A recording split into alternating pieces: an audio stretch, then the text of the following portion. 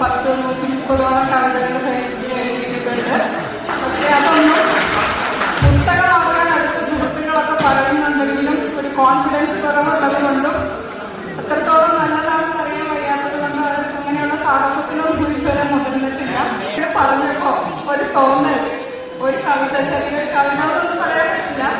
ഇത്തവണ ഓണത്തിന്റെ സമയത്ത് ഓണത്തിന് വേണ്ടി നമ്മളെല്ലാവരും ഓണക്കോടി എടുക്കാനും സദ്യവട്ടങ്ങൾ ഒരുക്കാനും ഒക്കെ ഓടുമ്പോൾ ഞാൻ വർഷങ്ങളായി ഗവൺമെന്റ് സ്കൂളിൽ അധ്യാപികയായി വർക്ക് ചെയ്തിരുന്ന ഒരാളായതുകൊണ്ടും ഒരുപാട് കുഞ്ഞുങ്ങളുടെ ദുഃഖങ്ങളും ഒരു ഓണക്കോടി കിട്ടാത്തതിന്റെ സങ്കടങ്ങളും ഒക്കെ കണ്ടുവന്ന ഒരാളായതുകൊണ്ട് പെട്ടെന്ന് മനസ്സിൽ തോന്നിയൊരു കുറച്ച് വരികളെ കുറിച്ചിട്ടിരുന്നു.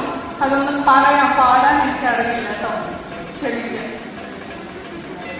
ഓണമെത്തുന്നു എല്ലായിടത്തും ആമോദമാണങ്ങാളുകൾക്കെല്ലാം എങ്ങുമാഘോഷത്തിമിർപ്പാടു ചുറ്റിലും തിങ്ങുമാനന്ദ തെളിമയാണെന്നും ഓട്ടമാണവർ കോടി വാങ്ങിയിടുവാൻ ഓണസദ്യ ഒരുക്കങ്ങൾ ചെയ്യുവാൻ. പക്ഷെ എന്റെ ഈ നെഞ്ചകം തേങ്ങുന്നു, ഒന്നുമില്ലെന്റെ കൈകളിൽ മെച്ചം. ഇന്നു ഞാൻ കൺമണി കുഞ്ഞിന് എന്നു നൽകിടും തിരുവോണമായിട്ട്. പട്ടുകുപ്പായം വേണ്ടെന്റെ കുഞ്ഞിന് പുത്തനെന്തേലും കിട്ടിയാൽ പോരും. സദ്യവട്ടങ്ങളൊന്നുമില്ലെങ്കിലും ഒന്നു ചേർന്നിരുന്നു കഴിക്കുവാൻ.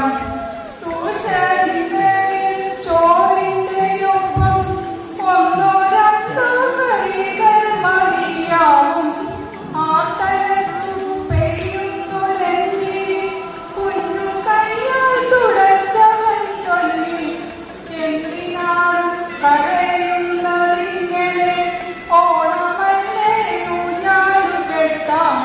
ഞാൻ വളർന്നു വലിയതാകുമ്പോൾ വാങ്ങി നൽകാം അച്ഛനും അമ്മയ്ക്കും സുഗന്ധമോലുന്ന പുത്തനുടുപ്പും ഓണസദ്യ ഒരുക്കങ്ങളെല്ലാം. അന്നു നമ്മൾക്കെല്ലാ ദിനങ്ങളും ഓണമല്ലേ കരയല്ലേ ഇപ്പോൾ. ഒത്തുകൂടി ഇരുന്നു നമുക്കിന്ന് ഉള്ള കഞ്ഞിയും കറിയും കഴിച്ചിടാം. ചേർത്തു ഞാനെന്റെ കുഞ്ഞിനെ നെഞ്ചോട്, പിന്നെ മെല്ലെ തുടച്ചെന്റെ കണ്ണുകൾ. തത്വചിന്ത